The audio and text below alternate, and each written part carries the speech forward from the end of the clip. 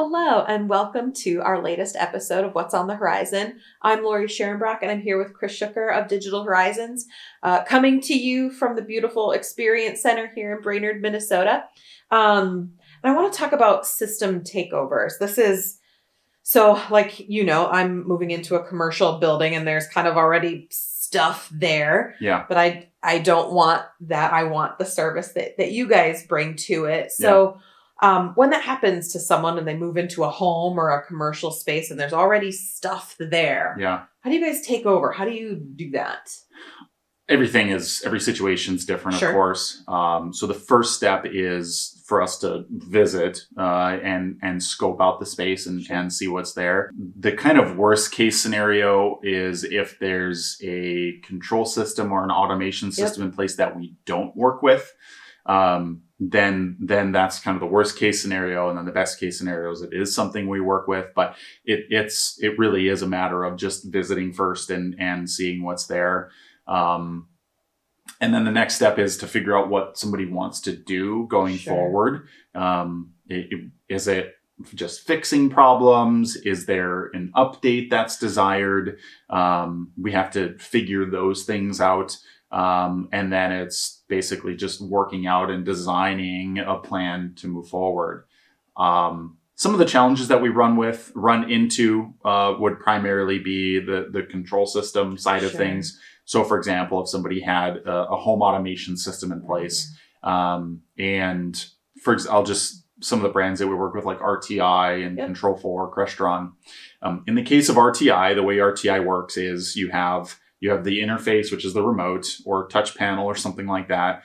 And then you have a corresponding processor that kind of dictates everything. So when somebody does something on the remote, the processor is the device that actually tells the equipment what to do. Sure. And in the case with RTI, we can attempt to extract that programming off of either the remote or the processor, and then try to work within that programming to make changes or do updates and, do what needs to be done as far as like a repair or an update. But there's about a 25% success rate for extracting the file off of those devices. We can also run into systems where the original installers put a password on those things. And then if that's the case, then there's no way to extract it at all. And I mean the following in the nicest way possible, but most of our competitors in this area, when we take over their systems, even if we can extract the programming, it's almost always better for us to start over.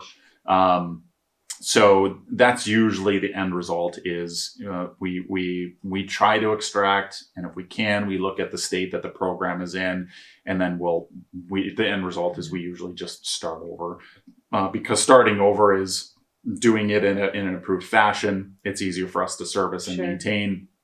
And it usually ends up with a cleaner user interface and a better experience for the homeowner in that sense. So, it really just, in the case of the control systems, it really depends on what's in place. Outside of a control system and being in place, it really just depends on what's there. And if there's problems if somebody's experiencing problems, usually what ends up happening is, in all scenarios, is we just started off with a service call, kind of an exploratory service call, evaluate what's there. Maybe we can spend some time to do some minor fixes, or we can get everything up and running during that initial visit. And then we'll often, if we can't, we'll bring information back to the office, create a proposal, and then discuss the steps going forward to do whatever needs to be done. Is there ever equipment that you don't like removing or becomes challenging to get out of there, like say a security system or keypad system, or are those still like pretty relatively easy to get out of there? A lot of that, it obviously everything varies a little bit, but since you brought up the security side of things, because that's a large part of what we do, updating or taking over a security system, there's two things that matter. One is what brand of hardware is in place. So our partner of choice with security equipment is Honeywell, and that's what we know. And there's a lot of differences between all of the manufacturers in terms of how it's set up, how it's programmed, what the capabilities are. And so we're we're trained and with the understanding of working with Honeywell. So if somebody wants us to take over a security system and it's not Honeywell, then we just decline, or we offer them the option of what it costs to put in a Honeywell panel and go that route. But if it is Honeywell, then it really depends on the age of the equipment and what they want to do with it. Sure. So we have a really good example right now where we have somebody from the cities who came up here and bought a home north of Brainerd, and they have a security system in place that is Honeywell, but it's about 15 years old. And in this particular instance, there's one of the main parts of the security panel is the main PCB board. Right. And on that board is kind of a microprocessor. And in this case, it was I'll get technical, but it was a Vista 20 SE was the model number of the panel. And what the homeowner wants to do is they want remote access. They want to be able to remotely arm and disarm the system and see what's going on beyond just the normal monitoring functions that happen where if something happens, you get called, which could happen with their system as it is now. But because they want remote access, we have to add a module that enables remote access either via cellular or internet. And in the case of the Vista 20 SE panel, if it was one of the last revisions that it was made and it was past what's called revision 12, the chip was made past a certain point and it had a certain firmware on it, we could have just added the communicator because it had that capability. But our expectation is it will be one of the original revisions. And so at that point, we have to change out the panel. Yeah. And then when we change the panel, we have to change out the keypad. So it kind of becomes a little bit of a daisy chain effect or a chain reaction, if you will. So every system and situation is different, and it really depends on what the end goals are. In the case of that security update, if they just said, hey, I just want it monitored. I just want to get a call if the temperature is below a certain point, or if the power goes out, or, if it's armed, does a door get opened or something like that. We wouldn't have had to do anything. We would have gone in and we might have updated some of the programming. We would have verified all the zones worked, all the motion detectors and all those things do what they're supposed to do, and not needed to do anything else. But in this case, the functionality that they desired was beyond the capability of the equipment. And so we just had to do some updates. Yeah.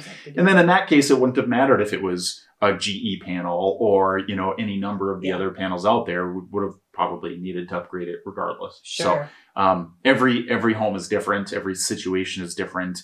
And because we have over 70 years of experience amongst us doing what we do, largely in this area, we're able to, it's actually kind of funny in an unrelated scenario or an unrelated topic. We've been doing this for so long in this area, and we know basically everybody who has also been doing this, most of which aren't around anymore.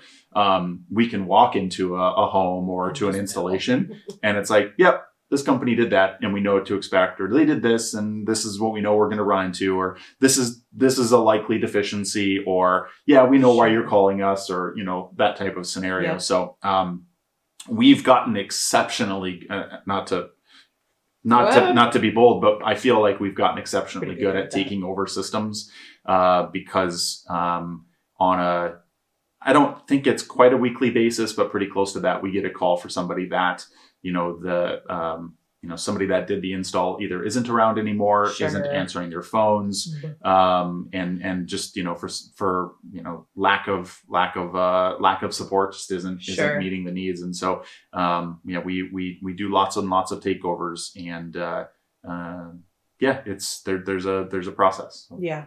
And I think that's one of the best, most compelling reasons anyway to work with you guys is that you answer your phone.